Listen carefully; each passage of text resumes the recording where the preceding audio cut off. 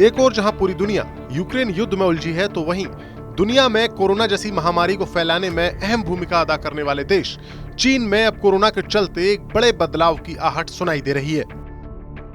चीन के इतिहास के सबसे पावरफुल लीडर्स में से एक और मौजूदा प्रेसिडेंट शी जिनपिंग अपने कोरोना मैनेजमेंट में नाकामी के चलते सत्ता पर अपनी पकड़ खोते जा रहे हैं और चर्चा चल पड़ी है कि जल्द ही चीन में जिनपिंग का तख्ता पलट हो सकता है। और जिस शख्स के इस तख्ता पलट को लीड करने का अनुमान लगाया जा रहा है वो है चीन के ही प्रीमियर यानी प्रधानमंत्री ली केक्यांग।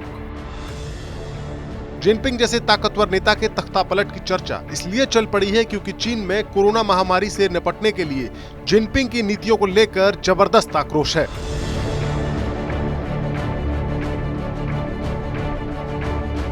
जिनपिंग की जीरो कोविड पॉलिसी ने चीन की इकोनॉमी को जोरदार झटका दिया है। आम लोग सख्त लॉकडाउन से परेशान हैं।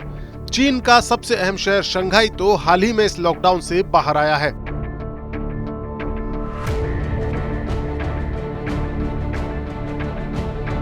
ऐसे में पिछले तकरीबन 10 सालों से साइडलाइन हो चुके पीएम ली केक्यांग अब एक बार फिर से एक्टिव हो गए हैं और उन्हें कोरोना से जुड़े मामलों की जिम्मेदारी सौंप दी गई है। हाल ही में केक्यांग ने एक वीडियो कॉन्फ्रेंसिंग के जरिए देश भर के 1 लाख सरकारी अधिकारियों के साथ कोरोना के बाद पैदा हुए हालात से निपटने के उपायों पर चर्चा की। चीन की इकोनॉमी को फिर से पटरी पर लाने की जिम्मेदारी अब केक्यांग के ही कंधों पर है। ये वही केक्यांग हैं जिन्हें जिनपिंग से पहले के चीन के प्रेसिडेंट हू जिनताओ कैंप का लीडर माना जाता था और जिनपिंग ने प्रेसिडेंट बनने के बाद पिछले 2 कार्यकाल में केक्यांग को पूरी तरह से साइडलाइन कर दिया था।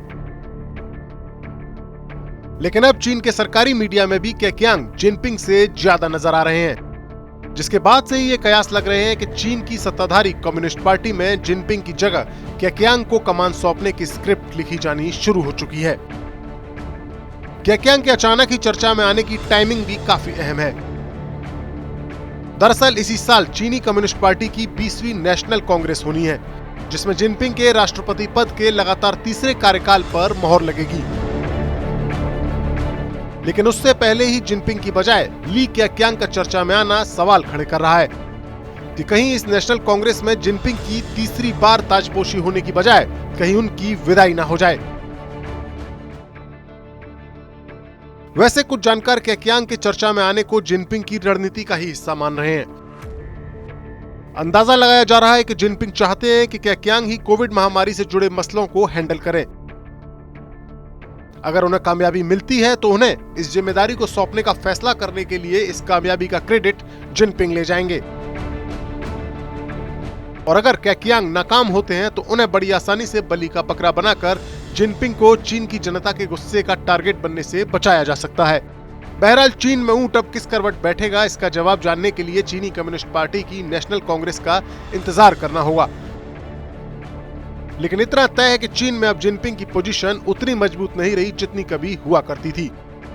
ये वीडियो आपको कैसा लगा, कमेंट बॉक्स में जाकर अपनी राय हमें जरूर बताएं। देश और दुनिया से जुड़ी बाकी खबरों के लिए देखते रहिए TV9 डिजिटल।